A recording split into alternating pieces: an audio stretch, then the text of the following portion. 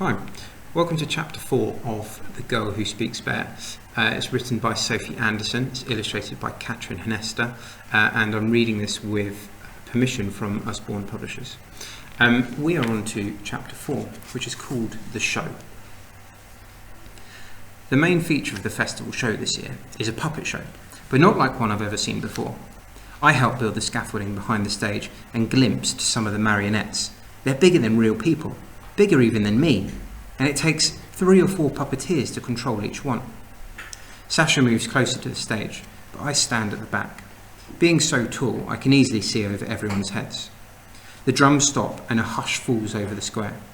I hold my breath as I wait for the show to begin. On the stage is a forest made from real trees dusted with real snow, and real snowflakes dance down from high in the scaffolding. My heart leaps as a Kaluka flute swing into song and 3 marionettes appear, 2 wooden children dancing jerkily between the trees, and their father walking solemnly behind them. Drums roll again, deeper and more sinister than before, and the father abandons his children in the darkest part of the forest. My face tightens into a frown as I wonder if my birth parents abandoned me in the same way, but I can't stop watching. The biggest marionette of them all jumps out from behind the trees, accompanied by the screech of violins. The flock of tiny children sat cross-legged in front of the stage jump too, because it's a house with chicken legs and a yaga, a terrifying witch who gobbles up lost children with her iron teeth, is leaning out of its window, cackling. "Yanka," the lady beside me whispers. "It's Inga," who's always buys Mamochka's chamomile tonic for her nerves. She points to where Mamochka is waving, beckoning me over to her stall. I glance back at the stage. I know this story already, but I want to watch the puppet children trick the yaga. And I especially want to see the children's father find them at the end and apologise for leaving them in the forest. But Mamochka is flapping her hands frantically. I sigh and wander over to her stall, which is cluttered with remedies. Wood smoke from the nearby barbecue swirls around me, mingling with the scents of melted cheese and butter from sizzling stacks of pancakes. "It's nearly time," Mamochka smiles as I draw close. "Are you ready?" She brushes the snow from my skirt. A kaleidoscope of butterflies hurtles through me, but then Mamochka reaches up to tuck my hair behind my ears, and her familiar fussing calms me. My hair is thick and brown, with flecks of yellow and black. I like the colours, but I don't often get to see them because my hair doesn't grow past my chin, though I hardly ever trim it. "You look beautiful."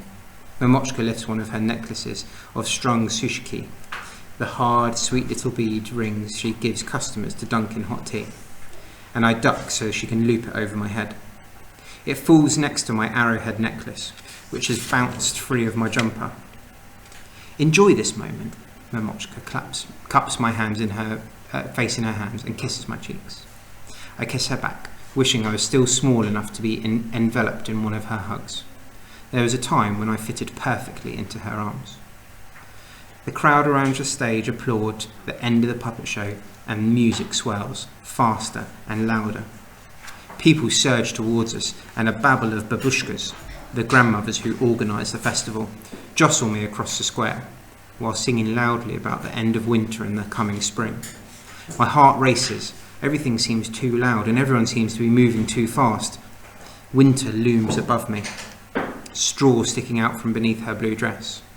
She has round pink cheeks and a wide smile drawn on her sackcloth face. "Lift her up," the babushkas sing. "Burn winter to bring on the spring." I wipe my sweating palms on my skirt, place my hands either side of the birch pole and lift it into the air. It's heavier than I expected, and I take a step back to balance myself. The crowd cheers and blood rushes into my cheeks. I'm right in the centre of the square, hundreds of faces staring up at me. "Yanka!" A chorus of voices sing in tune with the music. "Yanka the bear!" My stomach tightens and my legs give way. The pole wobbles. "Sasha!" one of the babushkas shouts. "Come and help Yanka." "Yanka doesn't need help, she's as strong as a bear." 2 girls giggle behind me and my jaw clenches because it's Lilia and Oksana. Their voices are as soft as sable, but their words are hornets, full of venom. The crowd cheers again and the music swells louder. Drums pound and feet stamp, jouncing my heartbeat. Kalyuka flutes scream into my ears and accordions play faster and louder. The crowd bounces like a stormy ocean. Everyone is clapping and yelling. My ears ring and my vision blurs. Then a flash of pink crosses the white sky and the bullfinch sings. Yanka, you don't belong here. You belong in the forest. Lilia and Oksana laugh, and I'm sure they're thinking the same. Yanka the bear, the crowd roars. Strong as a bear. All of a sudden I want to run to where the trees are tall and I am small, and there are no crowds of people, no drums, no bouncing babushkas, and no giant straw doll needing to be burned. Hey Yanka. Sasha puts his hand on my arm and his calm grey eyes swing into focus. We'll do it together. He moves opposite me and grips the pole, his hands below mine. My heart stops racing and the urge to run fades away, but my face burns. I should have been strong enough to do this on my own. Sasha helps me carry the pole through the noise and the chaos, and then we lift it high and slide it into the bonfire stack. I try to back away, but the crowd won't give.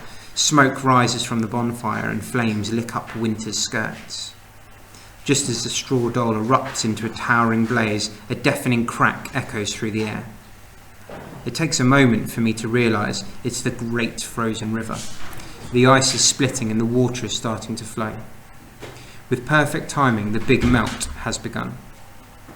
There's a roar of excitement, then people link together in great circles and spin this way and that, dancing in celebration, dipping and bobbing gracefully under raised arms. Trapped amongst them all, I try to follow their steps, but when I duck under arms I bump them, and when I jump and spin I pull the elegant dancing lines out of formation. Sasha is swept away from me and my chest tightens as I lose sight of him. I turn around looking for him or Mamochka, or even Polina's friendly face, but all I see are the two wide, unfamiliar smiles. I fight another urge to run away. People laugh and sing as Winter's cheeks blacken above me and her arms shed sparks into the wind. The flames dance into the shape of a dragon, and I think of Anatoly's story from last night. If it was true, and my birth mother was a great warrior who fought a fire dragon, what would she think of me not being able to carry a straw doll on my own? I touch my arrowhead necklace and it shivers, like the forest whispering secrets, until Sasha grabs my arm. Come on! He pulls me towards the ice fort. The siege is starting. Snowballs rain down from the glistening turrets, and I lift my arms over my head to protect my face.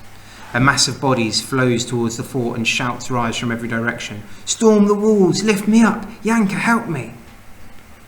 I duck down and link my hands together so some of the younger, smaller children can use them as steps to climb onto the walls.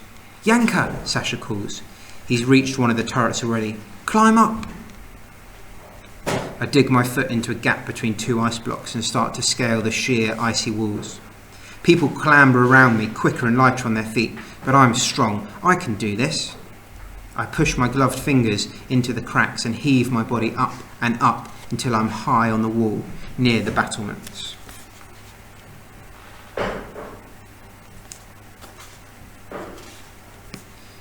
Sasha and some of the other children reach down to help me. Grab on! They shout, but I shake my head. What if they can't pull me up? What if they drop me? Or I accidentally pull them over the edge? I look around for another handhold, but snowballs rain down, splattering my face. The block I'm holding lurches and my blood runs cold as I think I might fall. I grip on tighter, but the block keeps shifting and sliding. Grab my hand! Sasha shouts. Let me help you! But I shake my head again. I'm too big. I reach the edge of another ice block, curl my fingers around it and pull as hard as I can. But my body doesn't rise. My feet scramble against the wall, but they only weigh me down, and they ache and burn inside my boots. Then the wall buckles and my heart stops. I'm too heavy. The wall is collapsing. Grab my hand now! Sasha leans further until his fingers are almost touching mine. I look down. Children scream as they scatter from the tilting section of the wall. I look back at the long line of arms reaching for me from the safety of the turret. Sasha in the middle of them. Come on, Yanka! He yells, and finally I reach for him. But it's too late. My fingers slip through his as the wall drops away and I fall through the air. I see the bullfinch flying through a wolf-grey sky and I hear him call my name. Then I see my boots as my head drops back and I wonder why the soft leather is splitting along the seams. And finally I land hard on my back and am swallowed into a thick, dark silence. I wake hot, cloudy-headed and too heavy to move. Curtains ripple in the faint breeze drifting through the open window, but I'm in my room, back in mine and Mamochka's house, bathed in a morning light. I wonder how I got here and how long I've been asleep. It feels as if 1,000 years have passed since I was last awake. The scuffle of mousetrap hunting vibrates through the floorboards, and the sounds and scents of Mamochka cooking breakfast rise from the kitchen below. I lie in bed, enveloped by the familiar feel of our house, and slowly the events of the festival come back to me. Sledging with Sasha, struggling to carry winter on my own, the bonfire blazing and the frozen river cracking, climbing the walls of the ice fort, falling. Oh, a groan rumbles in the back of my throat.